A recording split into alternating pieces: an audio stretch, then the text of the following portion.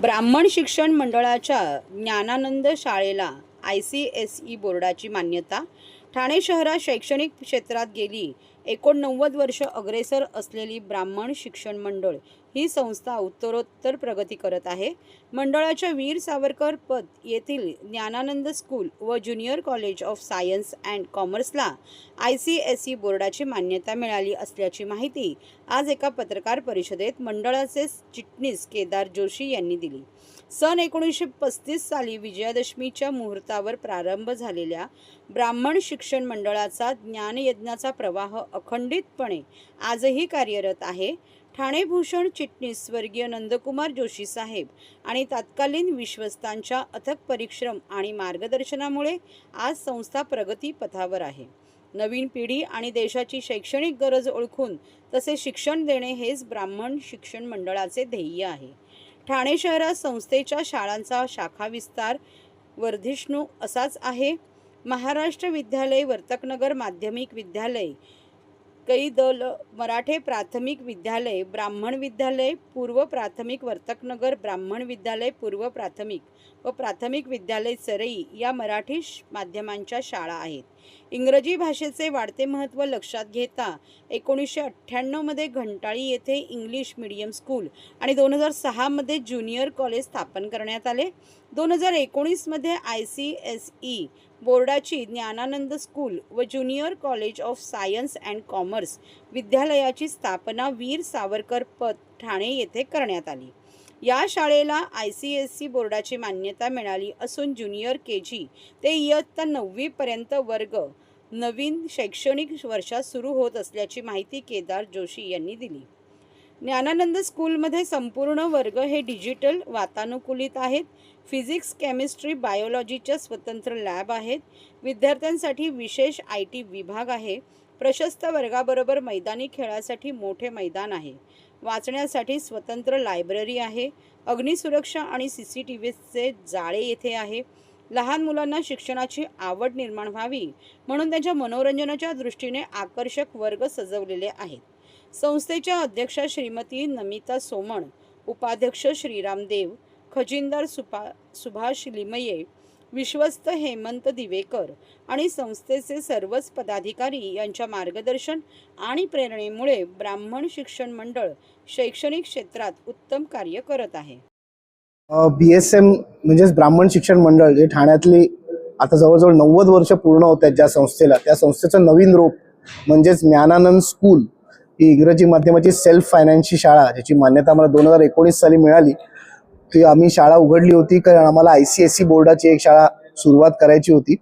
तर ते आमचं ध्येय पूर्ण झालं आहे आणि आम्हाला 2024 मध्ये 2025 साली 9वीचा प्रवेश घेण्यासाठी CISCE काउन्सिल म्हणजेच ICSE बोर्डाचं ॲफिलिएशन मिळालेलं आहे. त्या संदर्भात ही PC आम्ही ऑर्गनाईज केली होती. सर, मुलांना कशा प्रकारे सुविधा उपलब्ध आहे? मुलांना सर्व अत्याधुनिक सुविधा उपलब्ध आहेत. कंप्लीट डिजिटल एज्युकेशन आहे. एका वर्गात 40च मुलं असणार आहेत. संपूर्णपणे वातानुकूलित या वर्गखोल्या असणार आहेत. डस्ट फ्री एन्व्हायरमेंटमध्ये आपण यांना शिकवणार आहोत आणि सर्व उत्तम शिक्षक आणि ICSE बोर्डाचं जे सुंदर करिक्युलम आहे त्या करिक्युलमचं काटेकोर पालन करून आपण ह्या शाळेचं नाव वाढवणार आहोत. सर, शाळेमध्ये जी काही फी आहे ती सर्वसामान्य पालकांना परवडणारी आहे? शाळेमध्ये जी फी ठेवण्यात आलेली आहे त्याच्यामध्ये अनेक गोष्टीचे इन्क्लुजन्स केलेले आहेत. त्यामुळे पालकांना अवांतर खर्च कमी करणारी ही फी असणार आहे. त्यामुळे शाळेतनं घरी गेल्यानंतर पालकांना परत एकदा त्यांना अबॅकस क्लासला घेऊन जा, कराटे क्लासला घेऊन जा, स्पोर्ट्सला घेऊन जा, ह्या सगळ्या गोष्टी शाळेतच कशा त्यांच्या करून घेता येतील की जेणेकरून मुलांना एकदा पालकांनी शाळेत सोडलं आणि घरी नेल्यानंतर मुलांना स्वतःवरती लक्ष केंद्रित करण्यासाठी सुद्धा स्कोप मिळणार आहे.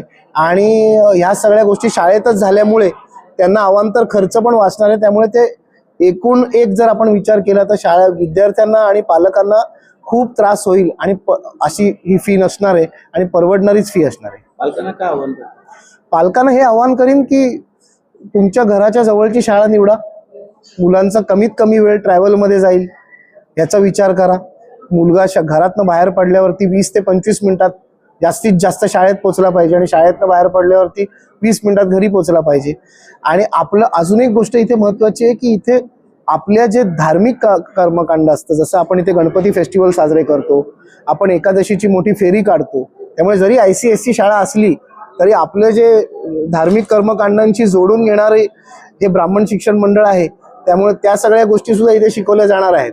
त्यामुळे ICSE बोर्ड हे फॅड असलं असं समजून न चालता इथे कर्मकांड, धर्मकांड आणि सगळ्या गोष्टी सुद्धा शिकवल्या जातील. गीतेचा इथे संपूर्ण अभ्यास तुम्हाला शाळेत मिळेल, कारण ब्राह्मण शिक्षण मंडळ ही गीता ही स्पर्धासाठी ओळखली जाणारी शाळा आहे. त्यामुळे इकडनं पास होणाऱ्या प्रत्येक व्यक्तीला कराटे पण येईल, गीता पण येईल, इंग्रजी पण येईल आणि छान मराठी पण बोलता येईल. सर, शाळा म्हटलं तर ओव्हर कॅपॅसिटी अनेकदा होत असतो. आपल्याकडे सेटिंग व्यवस्था कशी असते? आपल्याकडे एका वर्गात 40च मुलं असणार आहेत. 40च्या वर आपल्याकडे मुलं नसणार आहेत. एका इयत्तेत एकच तुकडी असणार आहे, त्यामुळे तुकड्यांचा पण भरीमार नसणार आहे आणि संपूर्ण शाळेत म्हणजे 12 डिव्हिजन्समध्ये 480च विद्यार्थी असणार. दरवाजाला डिजिटल लॉक आहे तुम्ही म्हणलात, त्याबद्दल काय सांगणार? प्री प्रायमरी क्लासरूम्सना हल्ली काय होतं की पटकन अनऑथराइज्ड एंट्रन्स जर झाला तर लहान मुलं पण घाबरून जातात बऱ्याचदा.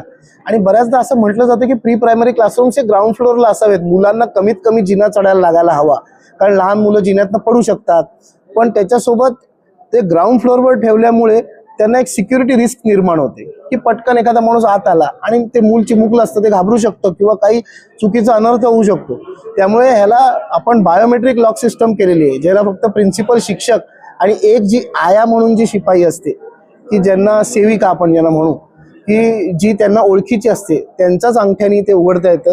आज संस्थाचालक म्हणून मी जरी त्या वर्गात जायचं म्हणलं तर मलाही त्या वर्गात एंट्री मिळणार नाही. सर, आपण तुम्ही SSC बोर्डात